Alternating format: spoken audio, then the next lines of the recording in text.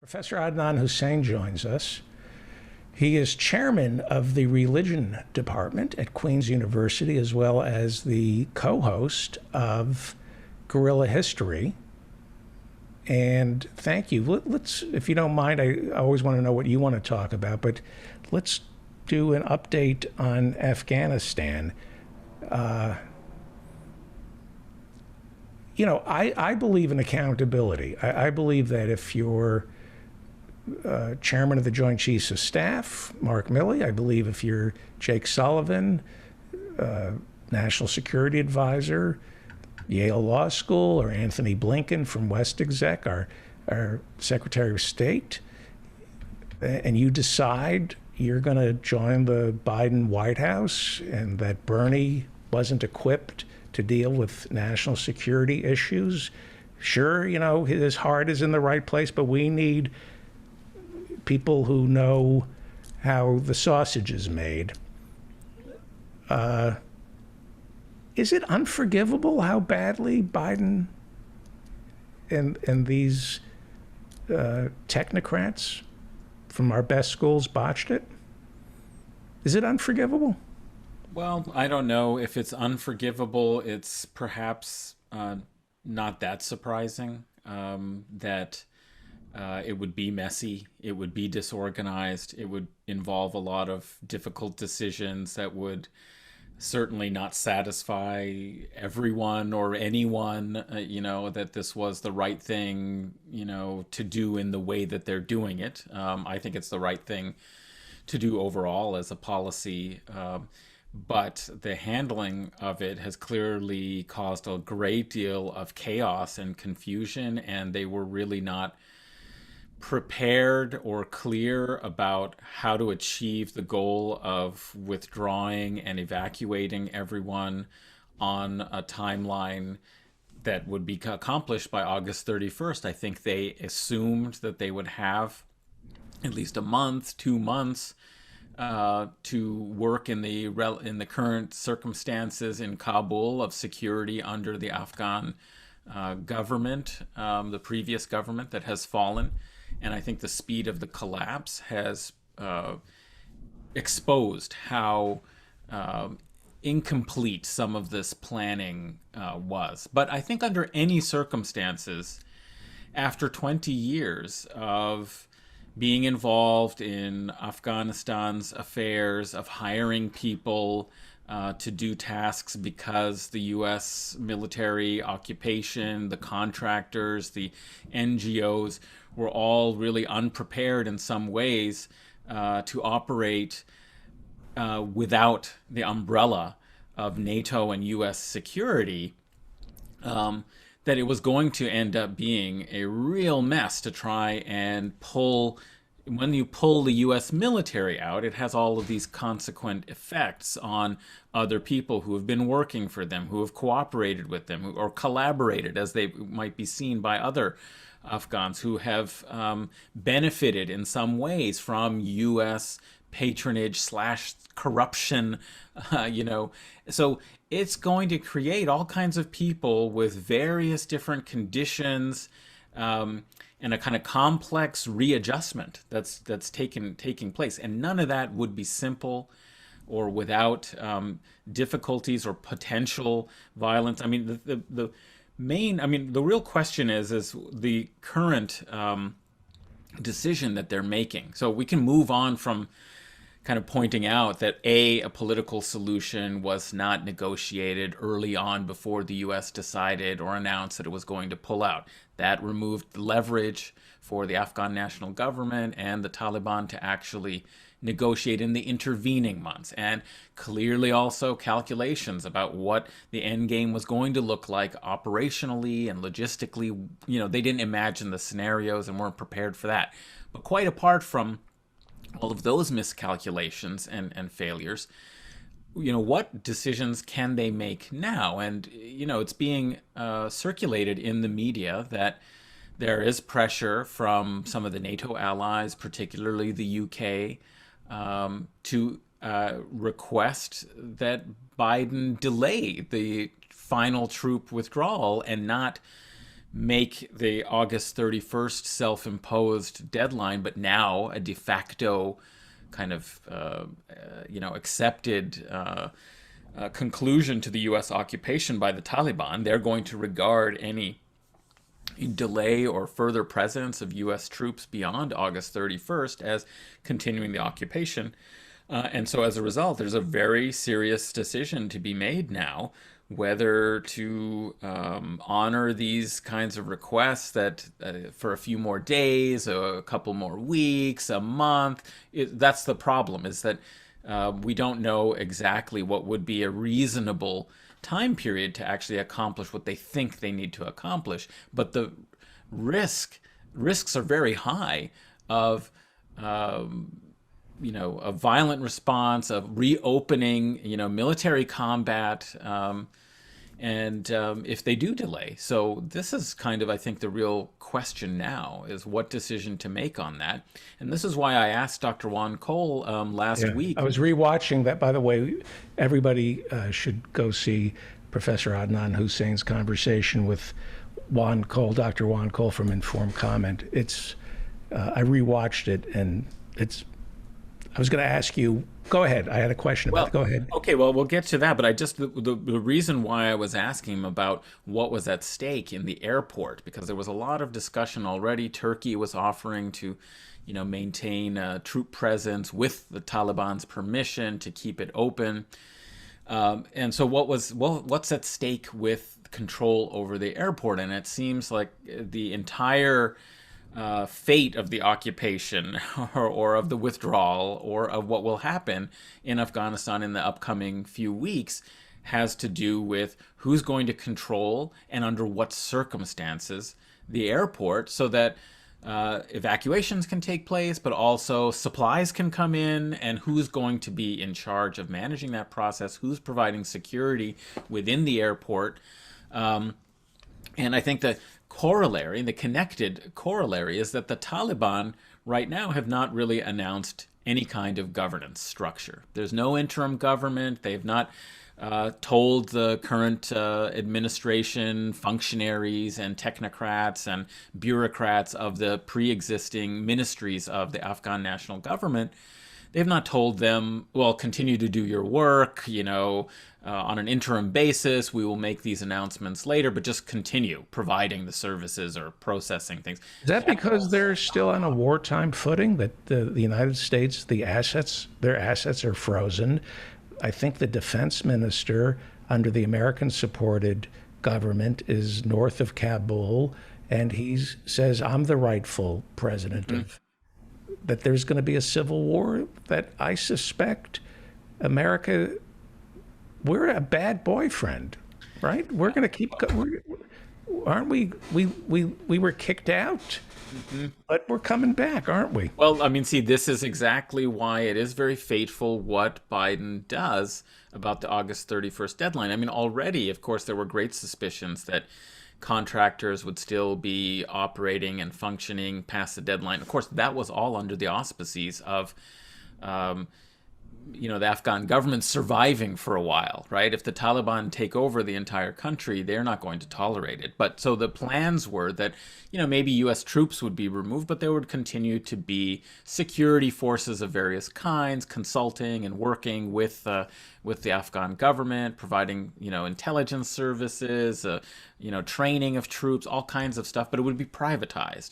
And so there was a sort of back door of American corporate imperialism that was envisioned. However, that's potentially under threat if the Taliban actually control and rule and govern the entire country by removing any foreign military presence, whether private or, military forces.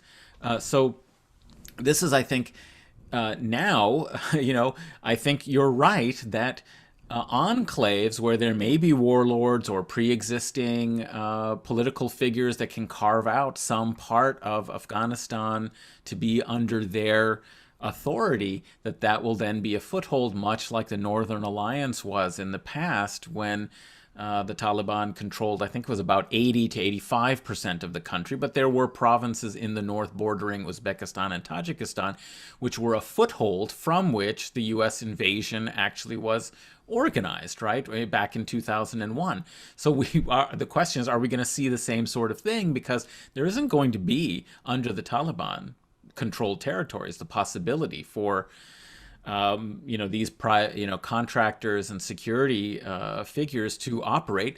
And also, it seems that most of the NGOs, aid organizations, diplomatic, embassies, they also are unwilling, it seems, to continue to operate under Taliban, authority. Let me ask you a difficult question. You're a scholar, not a military strategist, although I could see you teaching at West Point. Oh, no, far from it. I've played a few games of Risk. That's probably about the extent of. Is it possible that the Taliban, in 96 they took over, I believe, right? 96, 97?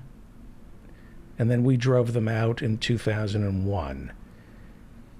That they're afraid to govern because they're an easy target now? Well, an easy target from whom? The American military. I mean, they were out. They were out in those hills, the mountains of Tora Bora, in the caves that we built for them when they were the Mujahideen. But now they're going to be occupying government offices that we built. That makes them an easy target for one of our smart bombs. Would it be wise for them to come back to Kabul and just be sitting there? I mean, we can't do many things.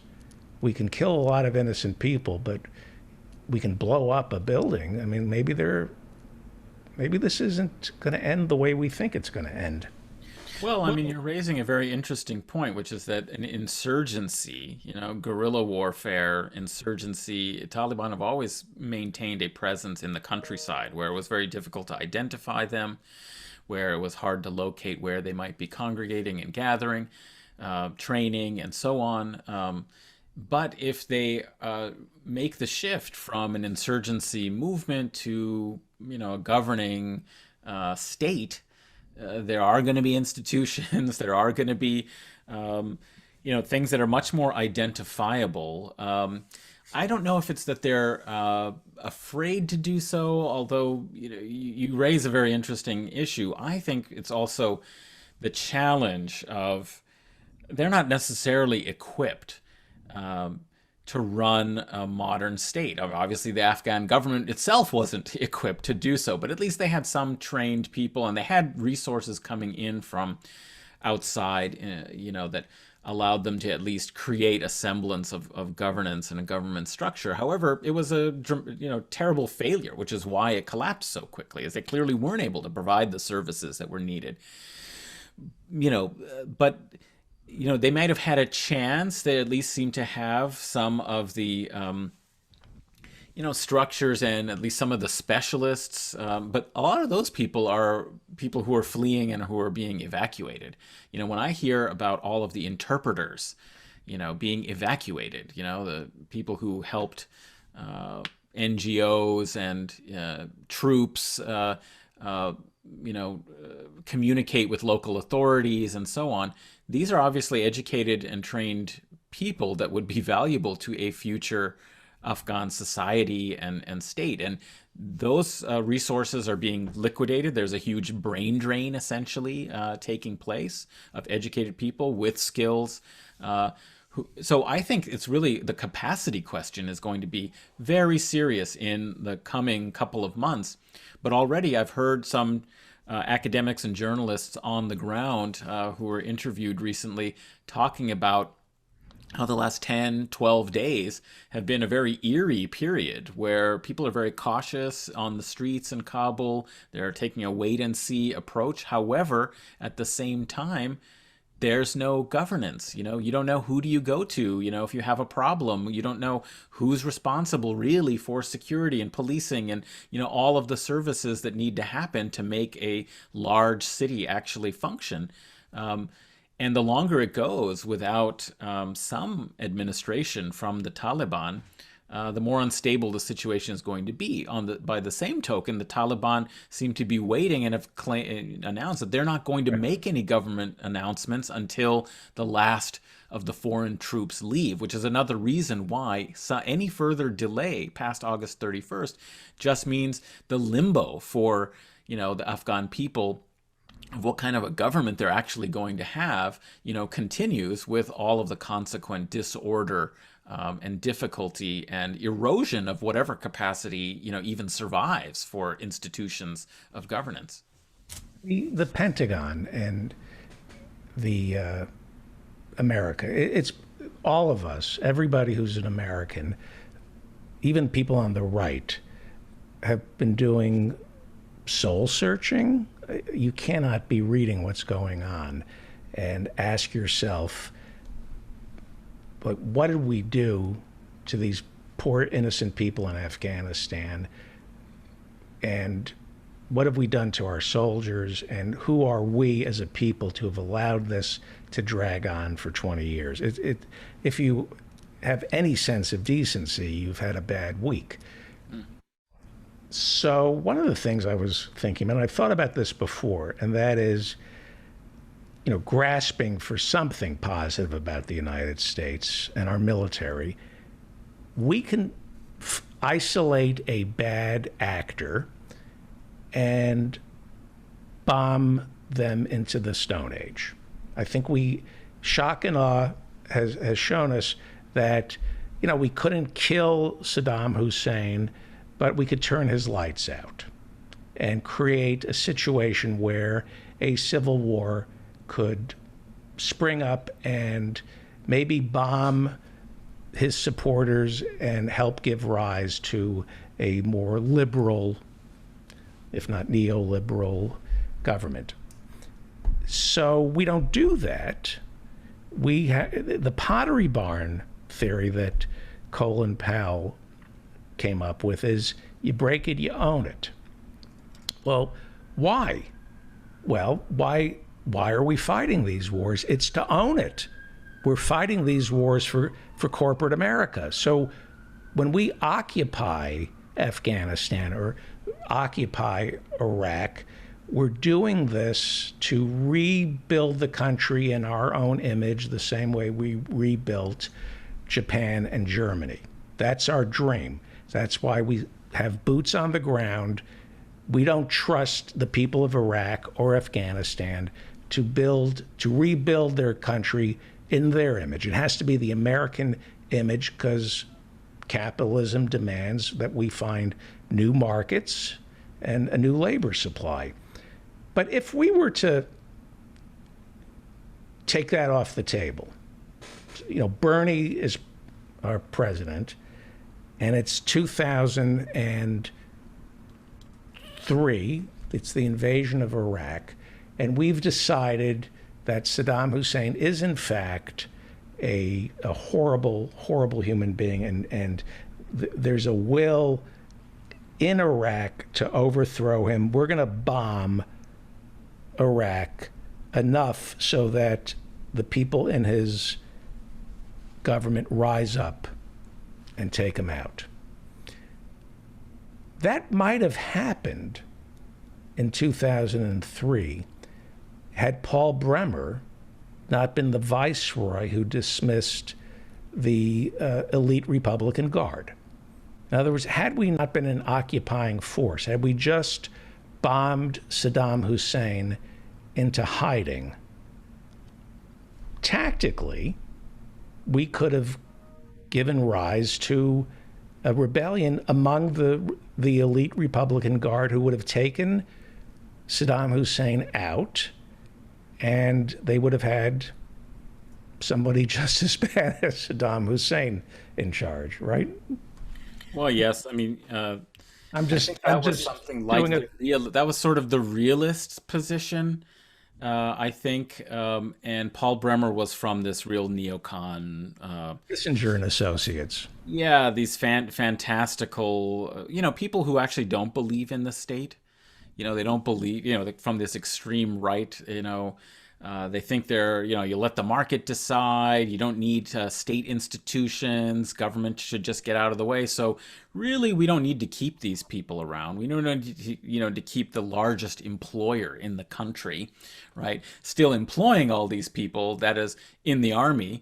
We'll just dissolve the state and we'll recreate something that's a model, of a very trimmed down, kind of market oriented, institution that doesn't, really have, a lot of social welfare programs or doesn't employ a lot of people and will privatize, the water, will privatize the infrastructure. So this was it was a kind of neoliberal neocon dream that didn't take the state seriously as very significant in social life, in employing people, in providing all kinds of services, and a structure that kept the society together on some level, even under a draconian and oppressive sort of rule. So I think that was the worst decision possible, was letting go all the Republican Guards, because they turned into the insurgency and they became, ISIS, right? I mean, that's basically, these are the people who became ISIS, are, The arrogance, the yeah, it's just so arrogant. It was so incredibly arrogant. So I think the, realist position of how to manage the American empire. I mean, these were just sort of two different dimensions of like the American imperial order, a factional sort of dispute, a philosophical dispute, ideological dispute within it. The realists, I think, would have liked something more like that. And in fact, isn't that really in some ways what George H.W. Bush really kind of tried, is that he encouraged the Iraqi people to rise up, and they were supposed to provide a little more air support, get the Kurds to kind of right. invade from the north, right? And do it yourselves. Kind of, we'll be there to support and help manage it. Well, But what happened when the Kurds well, they got massacred by Saddam because they didn't actually support them. But I think the theory was we can create the conditions. Didn't we help him massacre the Kurds? Didn't we create a no-fly zone? Well, so yes, he we could go did. in We there? did ultimately. Yes, we did. But I think there was, there was criticism that really what we had done was we'd created the conditions to topple Saddam Hussein, but then we didn't follow through because we were worried about the chaos and because we didn't have somebody appointed ready to take over. And I think that's the thing. What happened when they brought in Ahmed Chalabi is that they sort of had their appointed person that they wanted to install, to govern Iraq, a pro-Western, figure who had been Con spending. artist, Yeah, exactly. So, our kind I, of guy. what's that? Our kind of guy, a Yeah, con artist. our kind of guy, exactly. So I mean, I think you're right that that could have been one way that they might have conceived of a more limited engagement, is create the condition. And in fact, actually, what has been U.S. policy over the last decade and a half, maybe 20 years, you might say, in other parts of the world where we didn't foresee a military occupation or a real military option, is, these color revolutions, is where you kind of sponsor, some liberal reformers who are pro-Western to start, protesting. You use the media, you use social media, you try and circulate, confusion and upend, during an election process, try and disrupt the election. This is what's so ironic about all these claims about interference in our elections by the Russians, all the whole Russia gate is basically we've been perfecting, in the post-Cold War period, ways to topple various regimes, whether it's in Ukraine or, it was in Azerbaijan or in, in Georgia. There were all these kinds of attempts to basically get rid of the old Soviet bureaucratic, faction that was still part of the Russian orbit and replace them with these liberal reformers by fomenting a kind of crisis, with people demonstrating in the streets and shutting down financial flows of aid and money, or there's a lot of ways in which we've managed the Cold War, post-Cold War, through these softer kinds of means. And maybe that's what we'll see. Obviously Afghanistan is a very different kind of case, but I think if there is a faction that is holding out from the previous government, that has a small territorial base that hasn't been conquered, or even if they're just across the border in friendly governments that are willing to participate, although I don't think the U.S. has many friendly governments like around Afghanistan at this point, who would be willing to kind of cooperate, they might start trying to do the same kind of thing of undermining whatever the Taliban managed to put in place. And so the counterinsurgency to the insurgents' victory is potentially what is the next phase of all of this. I wish we had more time. I wanted to ask you, there was more. Before you go, for all the war hawks, Iraq, in the Constitution, it is an Islamic state now, right? Iraq is officially in the Constitution, officially an Islamic state. Yeah, I think that was one of the provisions. It's not clear. I haven't looked at it for a while, kept up with the various changes to it to understand exactly in what way that's phrased or framed.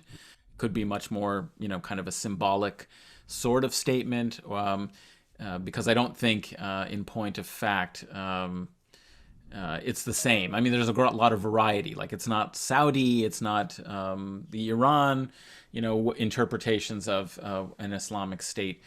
But yes, it is part of the Constitution, as far as I understand, designating the state as Muslim, as Islamic. And was it under Saddam Hussein? Oh, of course not. I mean, there were symbols, of course, and patronage of, Muslim religious scholars and of, the Waqf institutions, that is the pious endowments people make for charitable purposes to endow, like, a school or a water fountain, or these would all be managed by the government and made sure that they were legally administered and so on. So they had lots of ways in which religion was supported and practiced through the state, of course, but it was a secular state. Its constitution and its law was secular, and this is one reason why a lot of religious minorities, as we see, they ended up being a lot more loyal in Syria to the Assad regime, partly because that is a secular state. The Alawites that have ruled Syria are a religious minority, and as a result, they have maintained a secular state. They're a sort of a particular variant of a Shi'i religion, religious orientation, but they had a fair amount of support from Christians, all the different denominations of Christians, because they maintained a secular state. And that was also the case in, under Arab nationalism in Iraq under Saddam and the Ba'ath Party as well. And what they feared was an Islamic government that would try and impose, Islamic law, but less the imposition of Islamic law than that there would be no way that the state would be utterly dominated by Sunni Muslims, and that there would be no place or recognition of their political and religious rights potentially under such a scenario. And of course, their greatest fears were realized when you topple that secular state, even though it's a military dictatorship, very oppressive, torture, you name it, all of that, and plenty of ethnic conflicts and suppression of Kurds and others, of course. But at least from a religious perspective, is other religions were, equal before the law and had the same access to state resources. Yeah. And you get rid of that and you replace it with what? You replace it, in the end with, radical Islamist orientation. And as a result, Iraq is no longer the multi-ethnic, it's certainly not the multi-religious state that it once was. And we're seeing the same thing happening in other places where there were religious minorities. When we've supported the end of a secular nationalist regime, often leftist and quasi-socialistic, it has been bad for the religious minorities in those societies.